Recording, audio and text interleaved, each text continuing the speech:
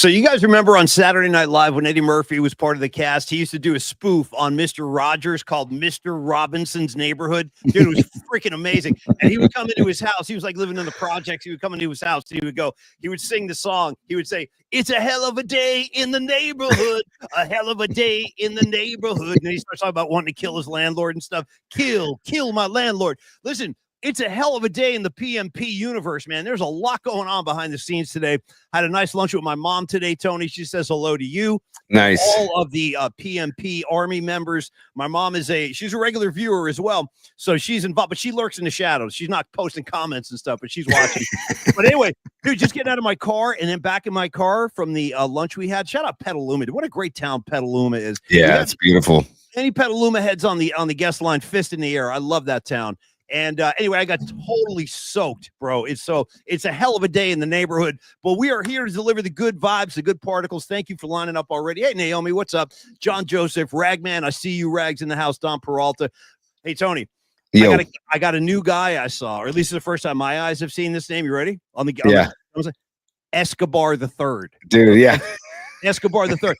I got to ask, like, anytime I hear a name like that, I always try to connect the dots. Now, ironically, I was watching that Johnny Depp movie Blow yesterday, which actually has Pablo Escobar as like one of the featured characters. I got any relation? I'm just asking you right now, Escobar the Third. Any family ties to Pablo Escobar? I'm just curious. That's all. Paulie, have you seen the Narcos shows on Netflix that are about Escobar?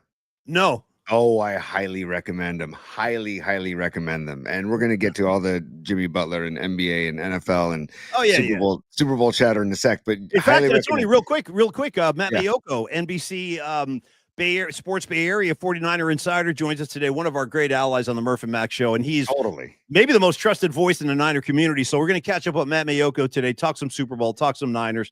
And then tomorrow, all kinds of things going on. But Tony, go back to your Narcos. I just wanted to plug Matty real quick. I also want to say with Maiocco, we're going to talk a little St. Mary's Gales hoops because the Gales and Dons go off tonight at the Hilltop at War Memorial, the Sobrato Center at War Memorial in San Francisco. Yeah. WCC hoops, we don't talk about it a lot, man, but the Gales are in first place. Dons are in second place. Dons are undefeated at home, 14-0. Gales are 18-3 on the season, I believe, or 20-3. Dons are 18-6. I think that's what it is. Anyways, I went to both schools, so this is where I get torn. But I can't lose in this matchup, and I know Mayoko's a big Gales backer, so we're going to talk a little bit too. Yeah, it's funny, Tony. I didn't go to USF, but I feel like I'm an honorary kind of member of the USF community because I've been supporting Don's basketball since I was a little kid. When my dad used to take me back in the days when they were ranked in the top 5 in the country, they had Bill Cartwright. They would play games at the Oakland Arena. It was a big deal. They were a powerhouse back then. That was before the fall, the Quentin Daly thing. But anyway, I've always supported the team. I always supported the school, and I love to see them doing well.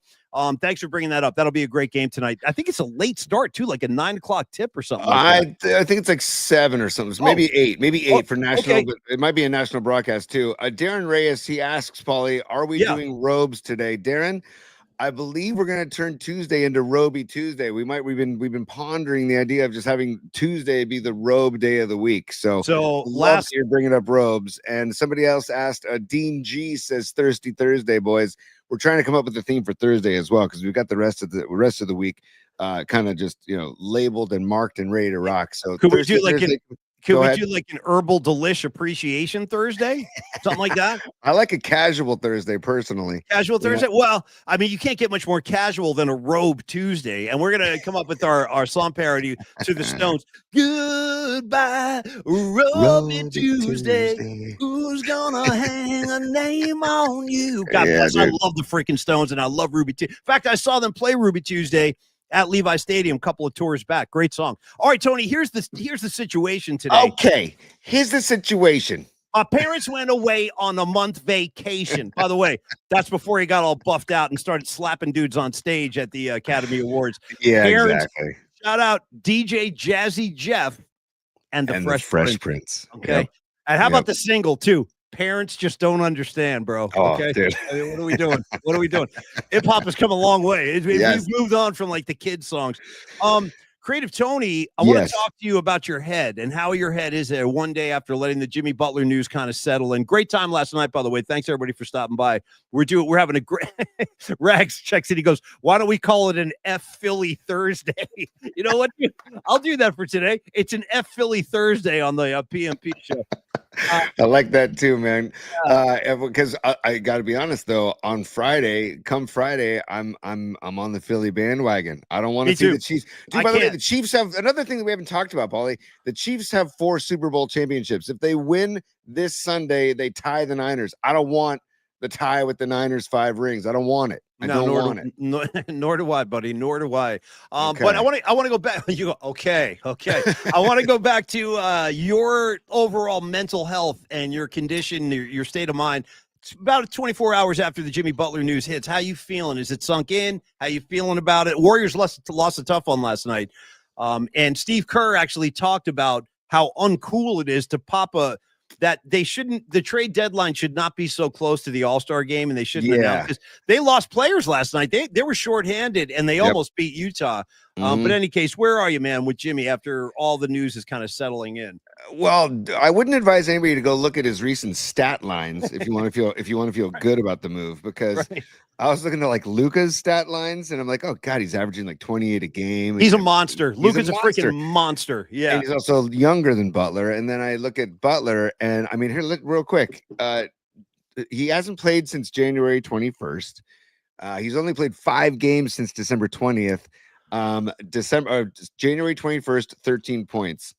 January 19th, 8 points. January 17th, 18 points. January 2nd, 8 points. January 1st, 9 points. Okay. That's just, I just don't, I'm not oozing with joy and confidence, which sucks, man, because a move like this, I should be fired up and pumped and ready to go. And I'm not, I got to be honest, the whole name of this show is particles and the universal feel and the vibe. And like Neil from Long Bridge Pizza says, vibe tribe. We're all about the vibe. I got to say, the vibe isn't like stellar. It's not that healthy. And, you know, I was watching, so I stayed up late last night watching. Do you ever do that now with our new schedule? Now that I don't have to get up at 4 a.m., dude, there are some nights I'm just sitting around watching movies and I'll lose track of time. All of a sudden I look over, I'm like, oh, dude, look at this. It's 1:30 a.m. I should probably go to bed. So it kind of turned into one of those nights last night after our night flight. But I watched Monty Poole in the post game, and Monty Poole, who I respect, we all respect Monty Poole. He's awesome. But as a Warrior voice, but I got to say, he was voicing curiosities about the style of play that Jimmy uses as compared to the way the Warriors play with pace. The Warriors have a lot of ball movement, and Jimmy, that's not really his style. Like, he creates his own shot. He can take over a game. He's a force in the playoffs, but he's kind of a singular thing. Like, I don't know. I guess that's the thing is, are they going to adjust to him, or is he going to adjust to them? That's the whole rub here, because we talked about, and I keep going back to it, man. Like, I'm riffing, of course, about a spiritual experience or a meditation, but I do think there needs to be some kind of a team meeting, some kind of a closed door meeting where they can't just expect to just walk out on the court and everything just be hunky dory. I don't see that. There has to be some. I don't know. They go out and get a cup of coffee, or they go and share a bagel. I don't know, man. But there needs to be something where they talk about the mindset and the approach moving forward, because like you said, the styles are different, the egos are different. I mean, again, we need to appreciate Steph Curry, man. Yes, because he again just takes the high road. I mean, dude, he lives on the high road. Steph Curry lives on the high road, man. Yes, and it's like I'm gonna miss him so much when he's gone. So I just appreciate how he handles everything in the public eye. No, he's all class all the time. And Steve Kerr said it best. Steve Kerr said, I think he might be the finest human being I've ever met. and he wasn't kidding. No, there was no punchline. I mean, like, I kind of feel the same way. I've had very few encounters with Steph Curry, but the encounters I have had, unbelievably, he's everything you could hope for in a hero. In fact, dude, I tell you what, there are a lot of instances where I would advise our people on the comment line, or even you or myself, Tony, where a lot of times it's not a great idea to try to approach and meet your heroes. A lot of times you can wind up getting your heart broken, because a lot of these guys don't want to give people time. They don't care. and they could be quite surly, if not just flat out tell you to go blank yourself. So meeting your hero, like, have you ever met somebody you really admired and then were really disappointed? And luckily for us, let's be honest, the industry that we're in, the line of work that we're in, has afforded us a lot of opportunities to meet a lot of legendary Hall of Fame athletes from all generations. But have you ever met somebody like of great stature or status, and then you meet the guy or girl and you're like, God, that sucked. What a dick this guy is. I kind of had that with Billy Corgan of the Smashing Pumpkins. Shut your mouth. Well, he did our private concert at K-Fog back in the day, and he just wasn't the nicest human being. I mean, but I feel like he's such kind of an alien and a musical genius that he doesn't have what he lacks in social skills. He makes up for with his musical genius. You know what I mean? Were you like fanboying out around him? Like, probably. Billy, well, that might have been what turned him off. I was like, hey, Billy, can I wear your cape, man? Give me your cape. Shut up. No, you didn't. I'm kidding. Yeah. But when you say hero, Paulie, it makes me think of Bonnie Tyler and that we're all still holding out for a hero. I wish I much would have preferred if you would have gone David Bowie, We Could Be Heroes, because that's a much stronger track. If we're talking about here. Or even somebody on the text line, before they do it, I'll do it myself. Shout out Hogan's Heroes, okay?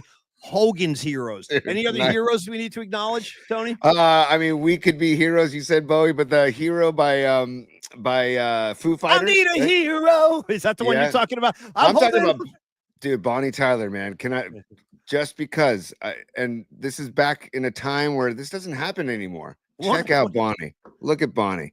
Not holding bad out for a hero, right? Not bad at all. I like that look. That's amazing. I got no problem. You want to know what? I got zero problems with it. None. Right. Same. I say, as far as I'm concerned, I say bring it back. You know what I mean? Yeah. I mean, I got to say meeting Bonds was kind of a letdown. But we don't have to go down that road. It was just like, it was more of a professional thing where he was just, it was when he was on the Ralph and Tom show with the Razor and Mr. T, and I was their producer. And it was just, it just wasn't, I didn't look forward to having him on every week. It wasn't fun. Oh, no. Hey, I asked for other hero contributions. Rags, you win the gold star of the day. Zero the hero. Great deep track by Black Sabbath. That's that one record they made with the singer from Deep Purple called Born Again, which is actually a pretty great album. It's just really dark and kind of weird. The devil babies on the cover. But one of the best tracks on that entire record is Zero the Hero. What you gonna be? What you gonna be, brother? Zero the hero. Great track, Rags. Good knowledge, buddy. Hey, Paulie, I know what you're saying though too. It's like you never ever wanted to meet Jerry Garcia because you hold him in like almost like an immortal place in your mind and soul, right? You know what I mean? I do. You know what? I actually, this is how I feel. I feel like if you really admire somebody like that, it's a great example. I love Jerry Garcia, but if I saw Jerry Garcia, which I never did, but if I ever saw Jerry out in public somewhere, the best thing you could do is just leave him alone. Yeah. Let the guy enjoy his day. Like they get hurt. In fact, with Jerry, I heard it got so bad he couldn't even leave his hotel room. Oh, in the 90s. And that really did a lot of damage because he would stay in his room and get high and stuff, and it wound up killing him. But he was so fearful of like being mobbed, and he's so recognizable that anytime he set foot outside, oh my God, Jerry, and you guys, meanwhile, guys just trying to go get a cup of coffee. You know what I mean? Yeah. So I always when I met Les Claypool, Paulie, this is a cool little story. It was up in the town of Jenner, right there where I know Jenner. Oh yeah, the right Russian on the coast. River. Yeah, it meets the coast. Sure. And kind of the River's Edge, I think, was the name of the restaurant. I was there, and Claypool was at the restaurant with his family. And all I did as he's walking out the restaurant, I said, "Hey, Les, just want to say thanks for the music." That's all I said. And I was expecting him to just, hey, buddy, cool, and keep walking. He actually stopped, asked, because we were at such a random place. He wanted to know how we knew about this little restaurant. And he like pulled up a chair. Like, I mean, he couldn't have been nicer. And I was like, dude, you are surpassing what you could have done and my image of you, dude, because I already like you a lot. And hold on, real quick. J Stamp, yes. Yeah, hell yeah. That's right. Jamar knows. No, Jamar's a monster Primus fan, dude. He's a big Claypool guy. We'll see, Jamar. Yeah. I'll see you at the next Claypool gig, I promise. That's a long time coming, but I'll see you there. Also, I saw look at John Joseph, dude. You went to the Born Again tour. I'm extremely jealous of that. If I could go back and do those years again, I would have gone to that gig. And I remember when that tour came through town, Quiet Riot was the opening act, at least when it was hitting the New York area. And I didn't go, and I should have. I regret not going to that one. What do you got here, John Joseph? I met Ronnie James Dio a few times. He was best remembered He was the best remembered every time we met and even knew the exact detail. Wow, that's awesome. That's killer. That doesn't surprise me. The one here's my one brush with one of my heroes that I met, and it went really well, just like yours with Claypool. I went to a Cheap Trick show at the Warfield, and this is probably 99. Oh, in fact, dude, we were working on the morning show together. Remember when we had Rick Nielsen on the morning show when we were on the Ticket 1050? They were doing a gig at the Warfield, and Rick sent us backstage passes. So I bought a buddy of mine, my buddy Joe Mazzi, was visiting from Boston. So we go to the gig. Great gig. And then we have backstage passes for after the show. So we go downstairs in the Warfield. There's like a big kind of communal area where the band hangs out. There's food, there's drinks, there's other people with passes. So we're sitting at a table, and Robin Zander, one of my heroes, one of my favorite singers of all time, he's about 5 feet away from me sitting at another table, Tony. Nice. And I'm not doing anything. I'm just sitting there, and I'm like, wow, that's awesome. Look at Robin Zander right there. And my friend Joe Mazzi kept saying this over and over to me. He goes, dude, go say what's up to your boy. Go say what's up to your boy. He kept saying it. And I'm like, nah, dude, I'm not going to, bother him. He was sitting with a group of people, kept saying it. Dude, go say what's up to your boy. Go say what's up to your boy. You never get another chance to meet him. Go say what's up to your boy. So finally, I just got sick of my friend giving me shit. So I said, okay, I'll do it. I walked over, felt like such a jackass, dude. Such a freaking jackass. So I walk over there, and he's sitting down, and he looks at me, and I was like, oh, hey, Robin, sorry, I didn't want to interrupt anything. I just want to say, hey, great show tonight. And you sounded amazing. Dude, pushes his chair out from the table, stands up, shakes my hand. We had like a 15-minute conversation. I was asking him questions. Yep. I was asking him questions about certain songs and like how he sings this one part. And he was unbelievably cool. Damn, that's cool. That's like in depth, dude. That's pretty sweet. Dude, he pushed away from the table, stood up to talk to me. I was like, dude, you didn't have to do that. Sorry, Robin. But anyway, I was a little starstruck. That was one of the only times I was like, holy cow, I'm talking to Robin Zander. Wow. I was like fanboying out inside. It was cool. But that was a good experience, man. Yes, Mark Crawford. Hello there, ladies and gentlemen. Dude. Are you ready to rock? Hell yeah, Mark. That's what I'm talking about.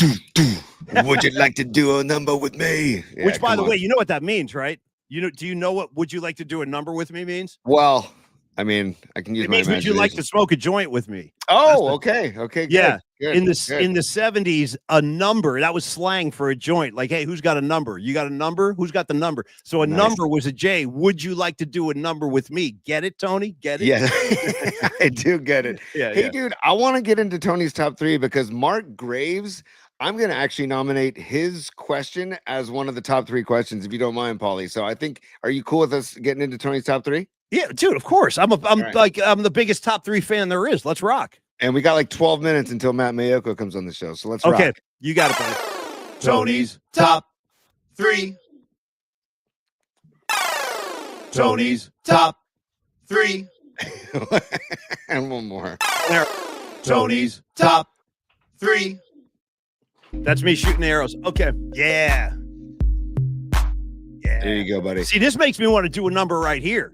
These mellow, chill threads. Like, would you like to do a number with me? I would. I would, actually. Yes. Hey, Niner Empire, the collaboration with Damon last night was excellent, he says. Thank you very much, Niner Empire. Thank you all of you guys for joining us last night. Damon was great. We talked a ton of other stuff besides Jimmy Butler. We compared John Mayer to Jimmy Butler, which is really fun. Well, you did. I have to make a very special announcement. The queen of the scene has arrived. Patty from Napa is in the house. What's up, Patty? I haven't seen Patty on any previous show, so thanks for stopping by, Patty. It's always great to see your name. And don't forget, she has that invite out where we can go driving in Steve Perry's Mercedes-Benz, and I really want to do that. I really do.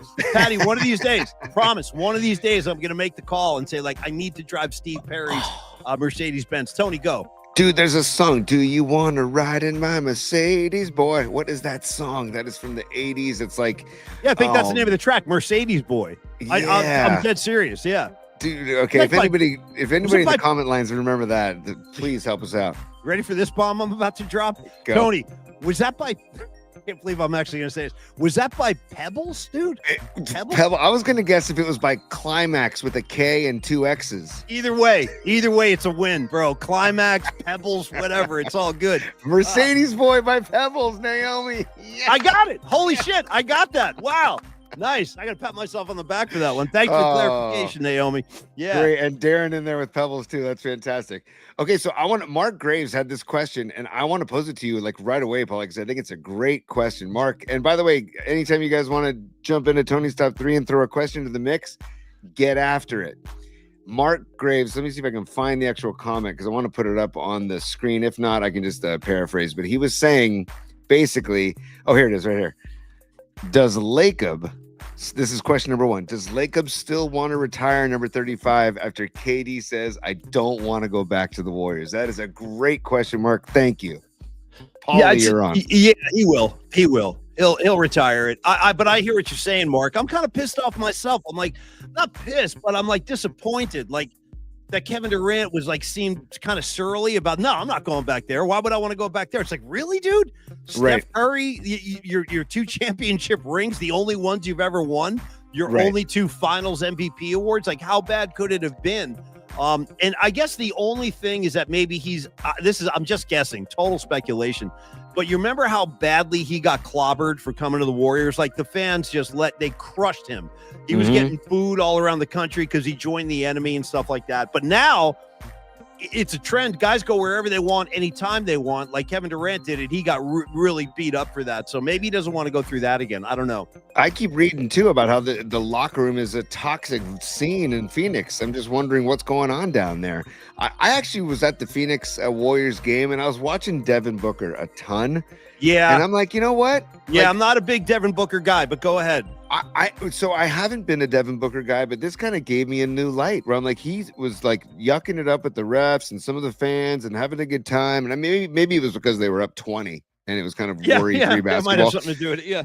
But he seemed like a better dude than I kind of envisioned or had witnessed in the past. So I was excited about that. But then I keep reading about how it's a toxic locker room in Phoenix. And like, that's so curious, like that KD would want to stay there instead of maybe, coming back up to the Bay. But hey, it's his call. So 1B in Tony's top 3 quickly, Paulie, is on a scale of 1 to 10, what's your level of concern or worry with this Butler thing? What in terms of what am I concerned that it will work or will not work? Just are you worried at all? Maybe you're not worried at all. I am worried. I'm a little concerned about it, and my biggest concern is what I mentioned Monty Poole was talking about last night. Pardon me, which is the just the fit stylistically. He doesn't really play Warrior style ball. He plays more of an Eastern Conference rough and tumble shot creator kind of basketball, and he's not really a pace guy. He is getting older, by the way. He's been in the league a long time. So, I am concerned. Yes. And I'm concerned about how it's going to mesh. I don't know. It's hard to speculate. Again, the Jimmy Butler that I loved is about 5 years behind us in the rearview mirror. The Jimmy Butler of right now, the guy who just put on a drama show in Miami, I am a little worried about it. And I would hate for that to happen here. And because that just poisons everything. When one guy goes mutiny like that, everything else suffers around him. So, could I get your answer on that? For real, how do you feel?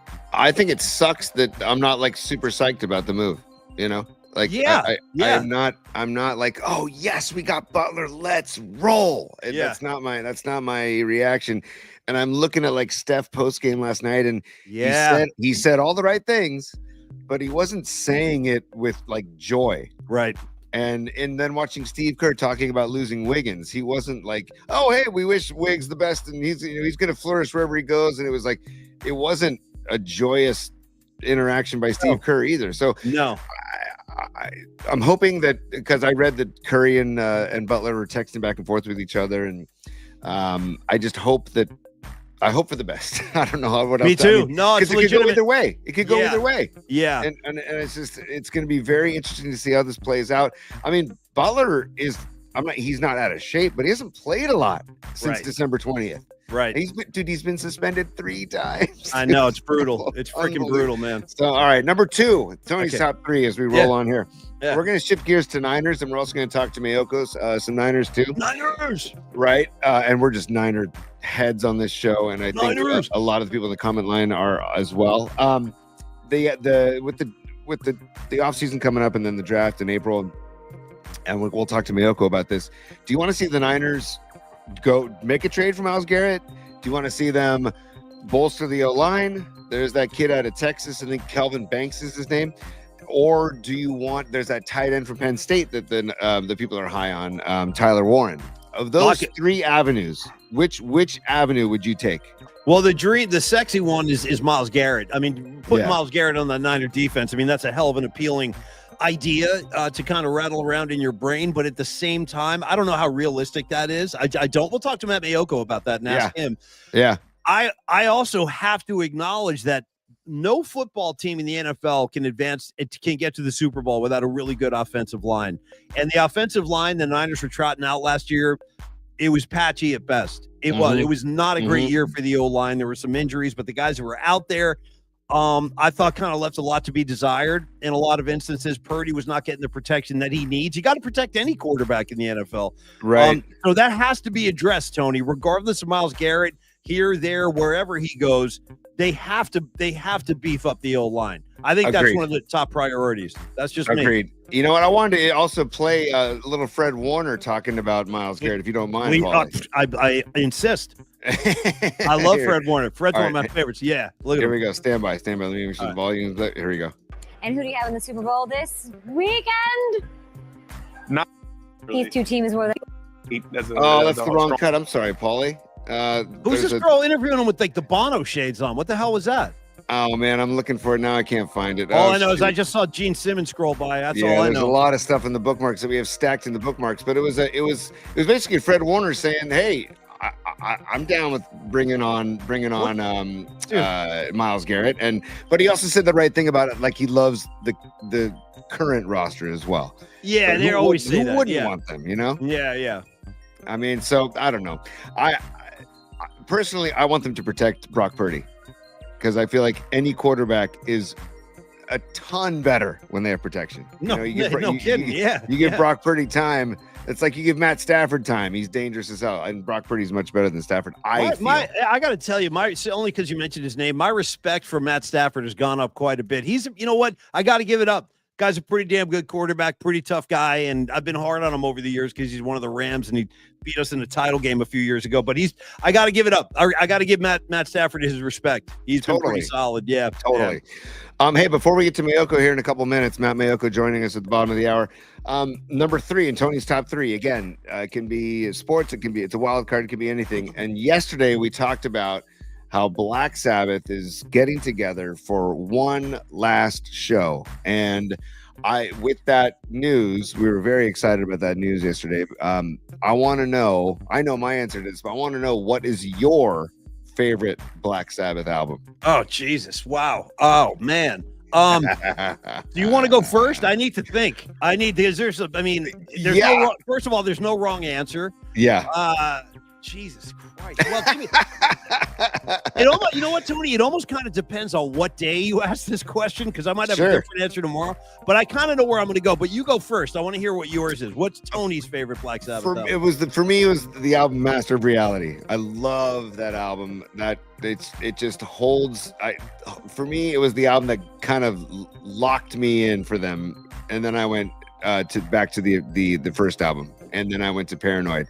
So for me, and the song Into the Void is one of not just my favorite Black Sabbath songs, it's one of my favorite songs ever.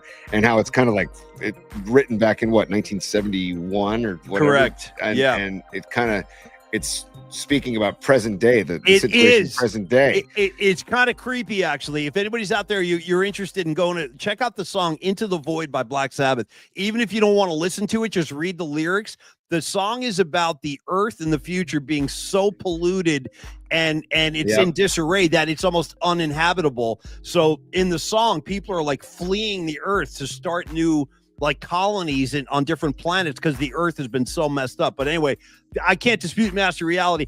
I think at the end of the day, Tony, for me, it always kind of comes back to Volume 4. Oh, dude. Volume 4. There's so much on there. You got Snowblind. You got Wheels of Confusion. You got Tomorrow's Dream. Bro, you got Supernaut. You know what I mean? And then you got Under the Sun. But you know what else I like? I'm a sneaky fan of the album that came, it was right after Volume 4, the album Sabotage. Hole in the Sky, Symptom of the Universe, Megalomania. These are, I mean, this is like some of the best music in my mind recorded in the last 50 years. You really can't go wrong with any of the Ozzy Sabbath albums. They all have worthwhile material on there. But I think Volume 4, I'll say Volume 4 for Paulie. I mean, like you said, and Jeff Winkler says that's a really hard question. Yes. And Jeff Winkler also said, what's up, Winks? He said this. He said, Sabbath plays Sabbath or Volume 4. You got John Joseph saying Volume 4. Winks has always been a Sabbath Bloody Sabbath head. In fact, Winks had that album before I did. He kind of turned me on to Sabbath Bloody. Yeah, but I'm a Volume 4 head, so I'll go with 4. Great question. Difficult question to answer. And just to get it back on the Niners tip before we get to Maiocco, I want to look at Robot Centaur. Myles Garrett to win now. Okay, drafting a young center and O-line is to be competitive for many years to come, but he wants Myles Garrett now. So that provides quite the segue, man, because Matt Mayoko just entered the waiting room, Paulie. I'm going to let him in if you're ready to rock for it. All right? Absolutely. All right, here we go. Yeah. Stand by. There he is. What's up, guys? Matty, it's so good to see you. Say hello to Matt Mayoko, NBC Sports Bay Area 49er insider, one of the most trusted voices in the 49er community. Matty, we've launched our new circus show over here. It's called Max Particles. Say hello to Creative Tony, former creative director at KMBR. We're all starting new endeavors now, Matty. So we're out here in the Wild West doing our thing, talking some Niner football, getting ready for the Super Bowl. I've been following your work, Matt, as I always do. Great job all season long.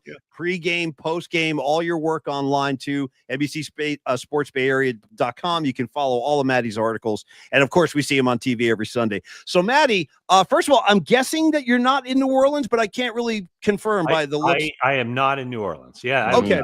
The plug was pulled on the trip to New Orleans several weeks ago. Yeah. So usually what we have done in the past is Jennifer Lee Chan, my colleague, will go to New Orleans. If the 49ers aren't playing, we'll go to the Super Bowl, say on the Monday, do Radio Row, stockpile all kinds of interviews, and then I'm out of town on Friday, which is probably the best way to watch a Super Bowl is, if you've seen one in person, it's great, obviously, but honestly, the best place to watch a football game, I think, is on TV. Matty, you're all over. That's exactly how Murph and I used to handle that. Yeah. We would do Radio Row all week long, and then we would get the hell out of Dodge on Friday and go home and watch the game in the comfort of our own couch and, home and stuff like that. I totally agree. That's the master plan. It really is. Yeah. So this year, not doing that. We'll be going to the Combine, be going to the NFL annual meeting, but no Super Bowl. New Orleans is the best Super Bowl city. No question. And so, there's part of me that obviously wishes I was there. The other part, though, man, I've been battling this funk, this crud, whatever it is. So I'm also going, kind of glad I'm not there because my body would be rebelling right now. Right. Matt, do you have a favorite New Orleans spot since you've been there so many times? Or I know that's putting you on the spot, but I have several. So I've this is absolutely crazy, but I've been going to New Orleans so much because, through the years, when I first started covering the 49ers, the 49ers were in the NFC West. So was the Saints. Yep. So I would go there every year. I had this one bar called, oh my gosh, Tropical Isle. There we go. Nice. And so I'd go there every year, and I got to know the house band to the point where we're like, really good friends. Nice.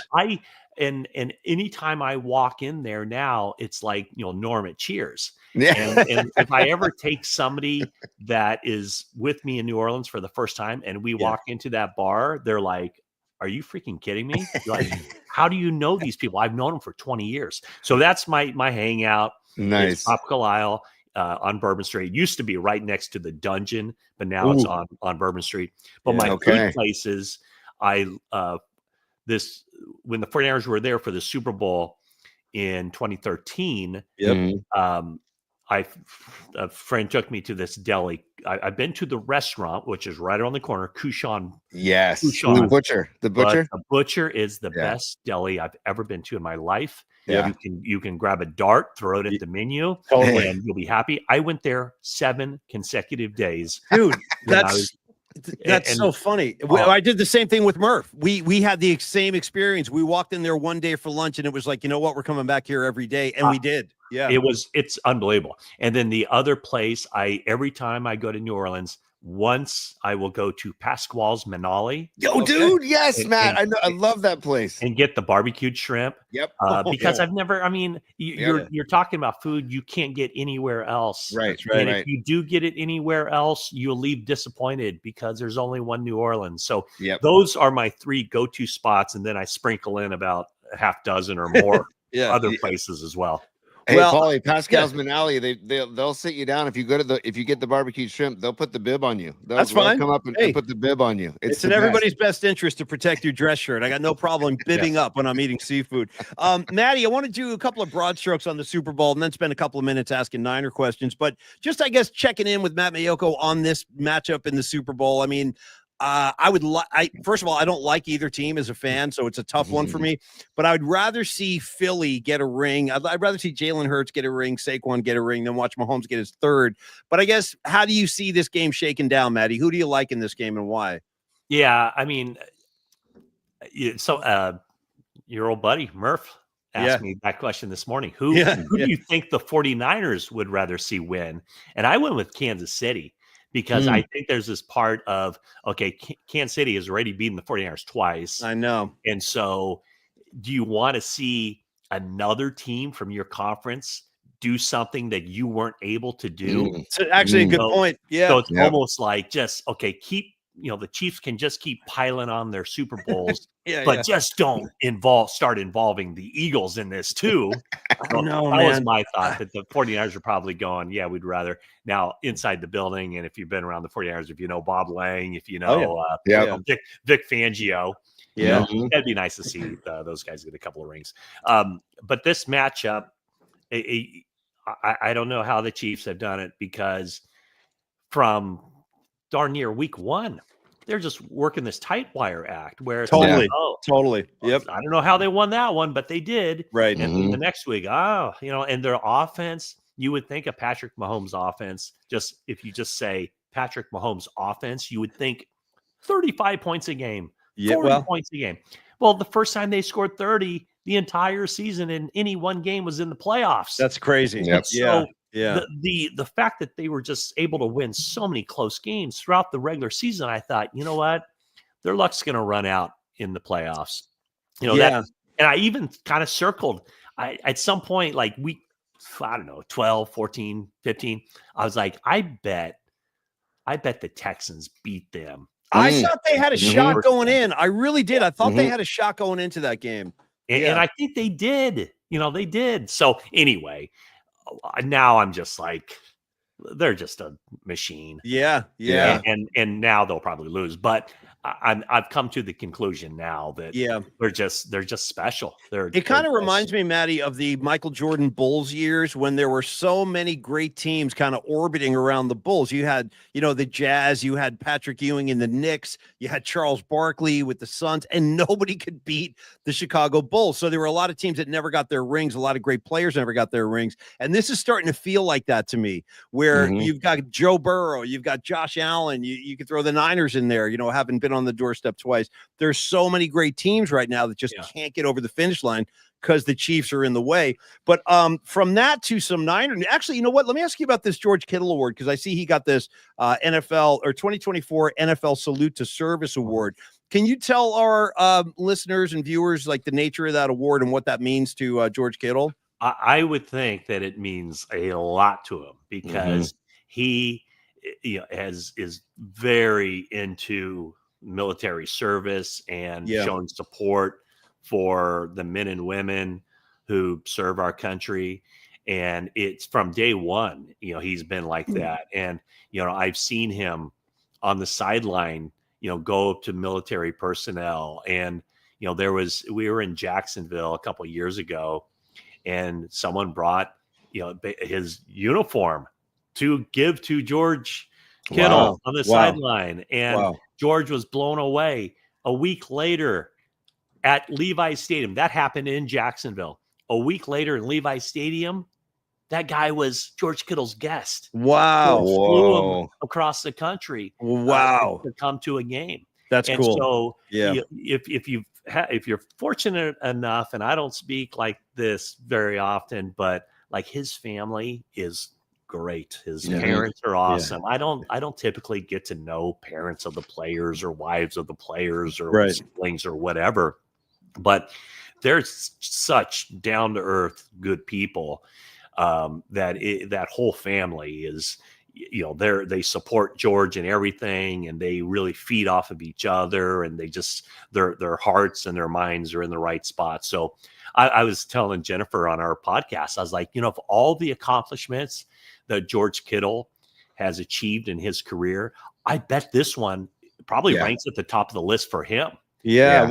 Well, good. He's a great guy. George Kittle's a good human being, and you can hear there's evidence of that with the story you just told. Matt Mayoko is our guest, obviously with NBC Sports Bay Area. Tony, go ahead, man. Yeah, I just wanted to say too, the Niners put out a great video where I guess they kind of tricked George and told him he was going to a meet and greet, and then when he walked in, they were presenting him with the Salute to Service award. And watching that video, he was really taken aback by getting that award, and watching him interact with the with everybody that was there was really touching. And it was like a different side to George, Yeah, the only because he's it's funny because I've seen him now, since the day he broke into the NFL, since the day that he arrived at Levi Stadium for the first time. Yeah. And I kind of walked away from that first encounter going, what's this guy all about? Yeah, he's a little kooky. Yeah. Does he think he's a comedian? Like what's going on here? Right. And my first reaction was, it takes a different kind of guy to play in the NFL. No doubt. It takes a very serious-minded guy, and it takes somebody who's, not going to cut corners. And it just takes a different kind of kid. And at that point, he was a kid. And I remember thinking, I'm not sure about this guy. Is this an act? Was he just nervous? And that's the way. But you know what? That's the way he was day two. That's the way he is now. He's matured, no doubt about it. He's grown. He's he's used to be kind of a comedy routine every time he would get in front of the media, and he still is funny as heck. Yeah, but there's also a heck of a lot of substance there. Yeah. Oh yeah. Well. So and I remember his first off season. He had a really good rookie year. Yep. What did he have? Like 43 catches or whatever he had. He had a good rookie year. Not a great rookie year, but a very good rookie year. Yeah. And then that next off season, John Lynch, Kyle Shanahan kind of challenged him. Like, you have to get in better shape. You have to take care of your body better. You can't be getting injured. Like these little nagging things that bothered you your rookie year. And he really took that to heart. And I would love to see a side-by-side comparison of a photo of George Kittle as a rookie and what he looks like now. Because, man, he works his butt off to stay in shape and stay available for the 49ers. Yeah, and he still is one of the most dangerous guys in the NFL with the ball in his hands. Once the ball is in Kittle's hands, really anything can happen. He's so elusive and strong and breaking tackles, and very exciting player and a great Niner, loved by the fan base. Now, Tony, before you came on today, Matt, Tony and I were talking about Myles Garrett and the Niner. The fan base is beating the drums, man. But I would like to do a little reality check with you, Matt. Like I guess the question would be how excited, how should they gauge their level of expectation with Myles Garrett being out there, and obviously how well that would fit in, or he would fit in San Francisco. Like, what's the reality here? How should the 49ers fan base gauge their, I would say zero expectations. See? Here we go. And the reason I say that is because I really think that expectations there's nothing ever good that happens from expectation. Yeah. But here's the other part of it is that, if you look at it, 49ers will, I'm sure they've already been talking about it inside the building. Is it doable? And I don't know that it is. And the two reasons would be, first off, for the Cleveland Browns, what is it going to take for the Cleveland Browns to part ways with Myles Garrett? Right. I don't know what it is, but the number 11 overall pick, that's a good place to start for the 49ers. And then it's going to be something beyond that as well. But I think with Myles Garrett, whatever team he goes to, he's going to expect more than what he's making now. Yeah. I would think that the expectation would be whatever team is trading for Myles Garrett would then have to give him an extension. He's not just going to play the final 2 years of that deal on the contract as it's currently written. I would think that his agent would say, okay, if you want Myles that bad, and we know you do, then give him an extension through the 2028 season. Yep. And make him the highest paid player in the league. Yeah.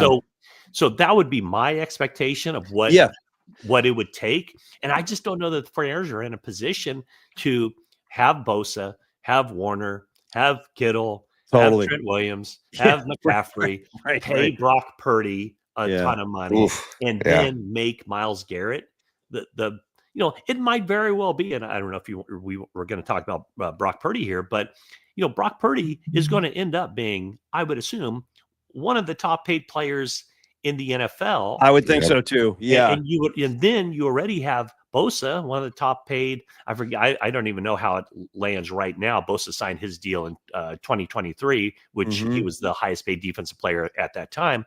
So now you're going to pile on Myles Garrett. Exactly. On top of that. So I don't think it's all that realistic, but I would assure 49er fans, just because I know how those guys work, they've talked about it. They've considered it. They've weighed what it's going to take. And, maybe they'll come to the conclusion that, you know what, this is the best route for this organization, both short-term and long-term. Let's do it. Wow. There might have to be some repercussions elsewhere on the roster, but I wouldn't expect it to happen. No, it's a totally reasonable answer. Tony, go ahead, because I know Tony has some draft questions for you too, Maddie. And we saw your draft up online too. Nice work up there. So, Creative Tony, whatever you have for Maddie draft-wise, let it fly. Well, we talked about like trading the 11th pick for Myles Garrett. It's been discussed a bunch. But I know you like that tight end, Tyler Warren from Penn State. Would you go with him, or would you do O-line like that kid Banks Jr. from Texas with that 11th pick? Well, here's my thing with offensive linemen in the draft. I just think it's really difficult. Yeah. And I think it's, if you look at last year's draft, I mean, if you can just pull it up quickly, look at how many offensive linemen were taken in the first round, and look at how many offensive linemen played as well as Dominic Pooney. Yeah. Good point. And the answer is probably none of them, but let's just say Joe Alt. Joe Alt was number 5 to the Chargers. That's one offensive lineman in the first round. It's really difficult to hit on those guys. And I don't know how much you guys pay attention to or how much credence you give PFF, but let me just give you some. I was just looking at this because I was curious. So there were 3 offensive linemen, rookies last year, draft picks, who were and this is kind of arbitrary numbers, but 75 to 80 is how they graded out, which is good. That's a good winning, really solid. And so those 3 were Dominic Pooney, taken 86th overall. It was Jack Frazier, taken 51st overall, and Joe Alt. Wow. The next group is the mid 60s. Wow. And so the mid 60s, and just to give you a little bit of perspective, the mid 60s is where Jake Brendel and Aaron Banks ranked. Wow. And that group, there's only 4 of those guys. Yeah. And I'm trying to think, the only first round pick in that group is Talise Fuaga from New Orleans. And now even below that group are all those first round draft picks. Wow. The remaining guys, it's J.C. Latham, it's Olafashano, it's Marius Mims, it's Trey Fotano, it's Jordan Morgan, Graham Barden, Tyler Guyton. So my point is that that doesn't mean don't ever take an offensive lineman in the first round. But there is an element of buyer beware, because it is a really difficult position to play. And you might not reap any benefits from that. You might not get any dividends from taking a first round draft pick as an offensive lineman until year 2, 3, or 4. The guys who step in as rookies and perform at a level that would represent a first round draft pick, man, those guys are rare. those Well, guys. that's right. I was so blown away with what Pooney was able to do at this point. I mean, he just came out, he just fit right in, and he was playing great football. In fact, at the end of the year, I didn't look at his final stats, but did he allow a sack? Did he not? He did. He kind of.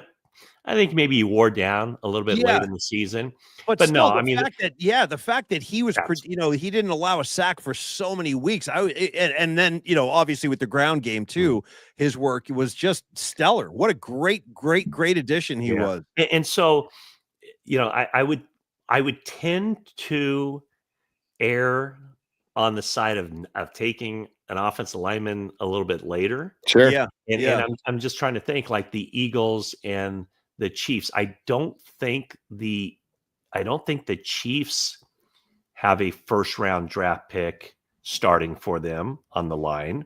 And the only Eagles first round draft pick that they have starting that they took was a guy they took back in 2013, Lane Johnson.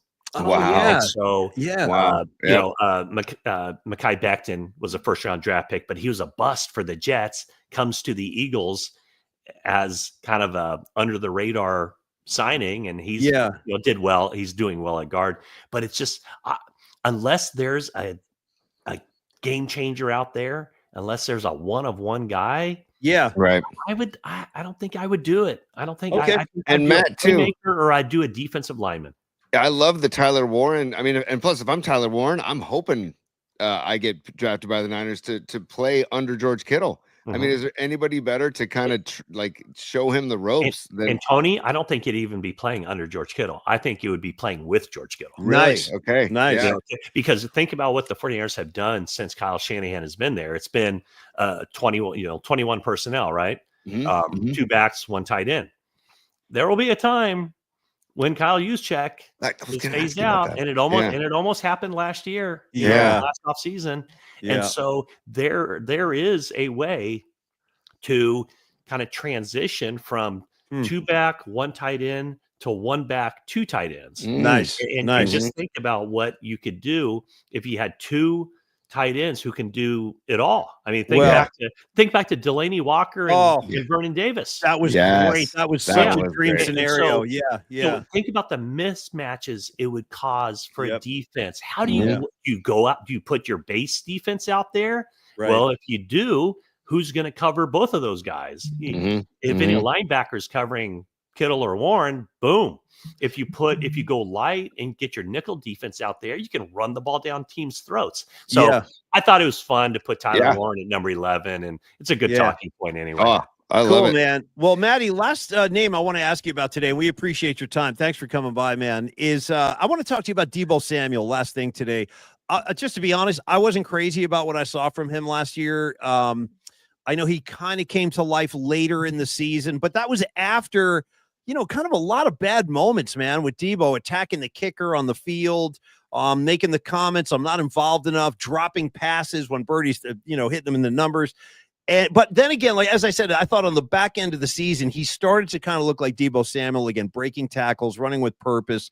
But by and large, I was disappointed with Deebo. So I guess the question would be, is he still in the 49er front office in their mind? Is he still part of the long range plan, or is Deebo now somebody that maybe you consider moving to bring in help in other areas? I mean, I think you got to consider it if you're the 49ers. And I mean, Paulie, what you just laid out was perfect. I mean, that's exactly kind of the chronological events that we saw from him. I mean, it used to be, what do you remember about Deebo? A guy, sorry, I'm battling this. Sorry, brother. No we'll worries. get to go. Last 2 minutes. I just want to finish this thought here is that with Deebo, the first guy never would bring him down. Not in the old days. Yeah. Last year, it seemed like the first guy always brought him down. That's right. Until late in the season. Yeah. And so, but also what late in the season showed is that team is a lot better when Deebo is playing like Deebo. I know, man.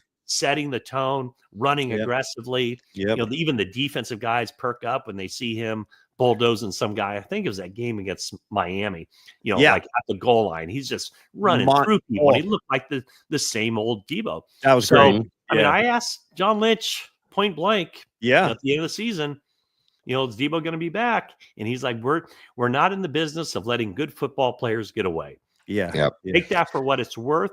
Right. But I think I expect him to be on the team.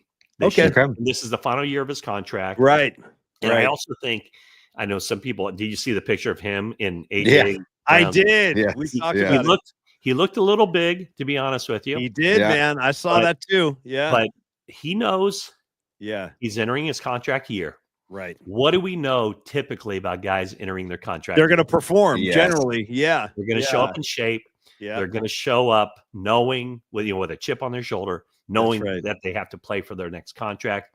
So if that's the Debo Samuel, the 49ers can get on the field in 2025, the 49ers will be a better team because of it. Well, let's hope so. Let's hope we have an inspired, in shape Debo Samuel in 25. And Matty, thank you so much for the time. Just great to see you, man. Great to catch up. Great to see you too, Paulie. I'll see you at the next Dwight Clark event too. I'll be at that one. I think it's coming up in April. I'll see you there. Yeah. Tony, go ahead. Yeah, Matt, I just want to say Don's Gales tonight on the Hilltop. Ooh, true story. Yeah, what do you? Yeah, there. See, there it is. He's repping. He's always repping. Are you going to be there, Tony? No, I'm not, but I'm going to be watching, man. Okay, well, I will be there. Heading out. Of course. No, should be a good one. Should be a good one. The Gales got the better of the Dons a couple weeks ago. They played a really good game, but the Dons are undefeated on the Hilltop. It's going to be a good one tonight. Should be a lot of fun. A quad one game. It's probably one of the best games in college basketball tonight. So it should be a great one. Have a great time. Have a great time on the Hilltop, Matty, and we will catch up again soon. Thanks for the time, Matt. All right, Paulie, thank you so much. Tony, great to see you. Thanks, Have a good Matt. one, guys. Cheers, yeah, there we go. Well, Tony, great talking to Matt Mayoko, one of the great Niner voices. And you know what, dude? Just a great dude. Just a great guy. Like I could go there. It's like the questions are stacking up in my head as he's talking, right? I know. It always happens. Yeah. And I just want to keep him here forever, but he's so good with his time. I mean, like he said, he was on with Murph this morning. So I really appreciate him taking the time. And just to share, Paulie, one more time, because he mentioned it, and I didn't even really think about that. What do you got? This picture of Debo. Check with it the out. gut. I mean, you got a little gut going here now. Let's be honest. Yeah, and it's like he's got a point. And it's interesting. So the contract year will be a big deal for him, man. By the way, there have been years I've looked like that at times in my life. You know what I mean? I've been there. God, yeah, I've been there. I've been trying to fight it so hard, man, because people think I'm like naturally skinny. That is not the case at all. I have a skinny frame, but there's nothing worse. I've always said this. There's nothing worse than like a skinny fat guy. You know what I'm saying? Like a guy like me with a skinny frame, and then I come rolling out with like the beach ball gut. Worst look in the world. So I have to fight that constantly, and it's a pain in the ass now that I'm over 50. The whole thing sucks, but I'm going to keep fighting. I'm inspired by your Mick Jaggers, guys like that. He's running around. He's 80 years old, so it can be done, okay? No it question. It can be done. By the way, you talked about Billy Idol the other night. Yep. I saw Billy Idol take his shirt off. I almost wept. I'm like, Billy, what is this guy doing? He's ripped like he's like a martial artist, like Bruce Lee or something. It's crazy. But anyway, it can't be done. Tony, we're going to wrap it up early today, so kick in that exit music. And also, we're going to have to dismiss the class as I promote tomorrow. And thank you, friends. Naomi, Marty, Miguel, the aspiring botanist, maybe my favorite handle of them all, the aspiring botanist. Big Don Peralta, always. Miguel, of course. Marty, sometimes I like to say that twice if I already did. John Joseph. All of y'all, Darren Reyes, and Patty from Napa stopping by today. What a great treat that is, Patty. You're always welcome. Please do subscribe to the program. If you dig the show and you haven't yet, please do subscribe. That would help us a great deal. And Creative Tony, on the way out, your final thoughts, and then I'll tease tomorrow. Here's my final thoughts, Paulie. Yeah, dude, every time you play that, it fires me up and I want to hear more. Hey, coming up on the program tomorrow, Rags, the one and only Rags, joins us with his top, I think it's a foursome now. I think we're going top 4 reasons this is the least likely Super Bowl matchup, least likable Super Bowl matchup in the history of Super Bowls in our lifetime. I hate both teams, and I know I'm not the only guy. I think you're right there with me, T. Sirianni on one sideline and the Muppet on the other. I mean, it's my freaking nightmare. It's brutal. That's why we have to pick a prop bet for tomorrow. Remember the prop bet that we're going to pick? Sure. We got our particle pick of the week. We've got our musical assignment. Thank you. I want to dive back into some bookmarks tomorrow. and I just want to. I don't know what to say about the Super Bowl except that I hate both teams, and Thank you. I guess I'm going for Eagles if I have to pick a team. That's why I want to do a prop bet and root for that. Hey, what up, Rising Wolf? I see you just crept in here. Marcel as well. Yeah, hashtag free Murph, dude. That thing is starting to spread. That image Don made with the fist. I'll get that tomorrow. Hey, Don, thank you for that. I'll get that up tomorrow. The free Murph picture. Yes. See, you know that like gorilla? He's a very famous like street artist. I think he's Shepard Fairey. He's the guy that did the Barack Obama Hope poster, but he also did that street campaign where you had Andre the Giant and it said "Obey." And it would just start appearing all over these cities, like, and nobody knew where it was coming from. I want the free Murph thing to start popping up like the Obey posters, like on buildings, billboards, train stations, buses. Oh, free Murph everywhere you look. It's a great image, Dom. A great image. PMP merch. We're working on that, actually. We had a conversation about that a couple of nights ago. So you want to know what, Marcel, since you asked, there actually will be some PMP merch. That's coming in about a month, I think. As we get into March, we had a meeting about that and some other stuff the other night. So yeah, merch is coming. Creative Tony, thanks for your services, buddy. Thanks for the Debo gut picture. Thank you for all of your services. What hat are you rocking today, by the way? You've always got some new hat. This is well, as a bald man, I have to protect my dome from the sun. And today I was out and about, and this is it's pouring rain. There's no sun, but go ahead. Yeah. Oh, actually, the sun came out down here later in the like around midday. It was gorgeous, man. Fresh, clean air after a good rain. This is go. Well, I was going to say, shout out Grateful Dead. Here Comes Sunshine. Tony, go ahead. Beautiful. I love it. Yeah, that's a good this is just Russian River Brewing Company hat, buddy, which you can find at Longbridge Pizza, which we will talk more about tomorrow. And I am supporting my Canyon Inn lid. I basically have vowed to never take this thing off my head. It was given to me by Tim, the owner of the Canyon Inn. I was so honored. And again, for any 49er fan watching, listening, passing by, get your ass to the Canyon Inn. This place, I don't even know how to describe it. I walked, it was like an amusement park for 49er fans. So much memorabilia, articles, great photos. The guys used to hang out. Bro, I ate a hamburger that was called the Hacksaw Burger, okay? Yeah. For Hacksaw Reynolds. I mean, it's Niner mania in this place. If I could just tell the viewers of what it was like to walk in with you the first time you had ever walked my jaw hit the floor. My jaw hit the floor. It was like you were the kid walking into Disneyland for the first time. Yeah, and it was like Christmas Day. Yeah. One of the great favors you've ever done for me. Creative Tony takes me to all his secret spots, and that one I'm trying to share with people because if you like the Niners, you will love this place. All right, everybody out there, stay dry. Thanks for stopping by. We love you guys. We really, really do. Yes. And at some point, we are going to take this thing on the road. We'll do some shows, some public shows, so we can all hang out together. We're working on a variety of things behind the scenes right now. And again, tomorrow we'll talk to Rags. We'll give you that musical assignment, particle pick of the week, all the stuff Tony brings, the bookmarks, the top three. It's all happening. Y'all stay dry. Y'all be cool and enjoy USF Gales. Yes, Tony. High noon. Just want to remind everybody, high noon tomorrow. Yeah, and interpret that any way you want. You know what I mean? Come to the party any way you want. I told you guys, it makes me happy to know that guys are out there partying, watching the show. I swear to God, it makes me happy. Last week, I cracked a beer during the high noon show because my particle pick of the week was a beer from Ghost Town Brewing in Oakland. So I know. Maybe I'll join you tomorrow. Maybe I don't know. Maybe I'll pour myself a glass of Pinot in the middle of the day. I'm staring at a cooler right now that has Miller High Lifes in the cooler right now that I might just crack as soon as we finish this one. So, dude, as the mayor said in Do the Right Thing, where's the Miller High Life? Where's the Miller High Life? When he walks into the grocery store, he's just yelling at the guy. The best. He makes him buy a Miller Lite. He goes, "You're asking a lot when you're asking a man to change his beer." And I stand with the mayor on this one. All right, kids, have a great afternoon and a great night, and we'll see you tomorrow. It's high noon on Polymex Particles. Tony, love you. Love you guys on the comments line. See y'all tomorrow. Peace, man. Peace, y'all.